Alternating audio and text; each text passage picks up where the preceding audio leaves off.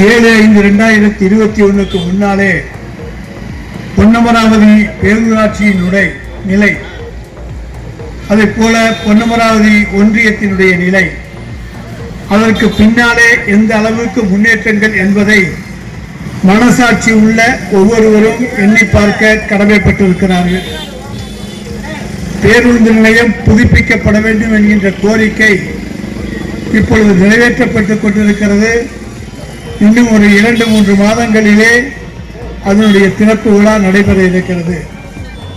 அமரகண்டான் ஊரணியை சுற்றி கம்பி அமைத்து அங்கே பிளேவர் பாக் தளம் அமைத்து சுற்றிலும் தடுப்பு வேலி அமைத்து பொதுமக்கள் பாதுகாப்பாக காலை நேரத்திலே நடைப்பழக்கம் சென்று வர அவர்களுக்கு தேவையான வசதிகளை செய்து தர வேண்டும் என்கின்ற கோரிக்கை நிறைவேற்றப்பட்டிருக்கிறது. உழவர் சந்தை உருவாக்கி தரப்பட்டிருக்கிறது.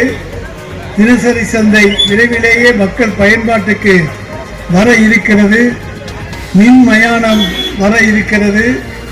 இப்படி அடுக்கடுக்காக சொல்லிக்கொண்டே போகின்ற அளவுக்கு நம்முடைய ஊராட்சி ஒன்றிய அலுவலகம் புதுப்பித்து கட்டப்பட்டு கொண்டிருக்கின்றது.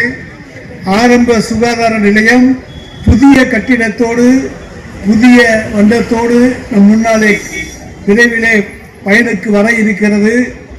இப்படி பல்வேறு பணிகள் இவையெல்லாம் இந்த பொன்னமராவதி ஊராட்சி ஒன்றியத்துக்கு கிடைத்திருக்கிற பணிகள். அதை போல ஏராளமான சாலைகள்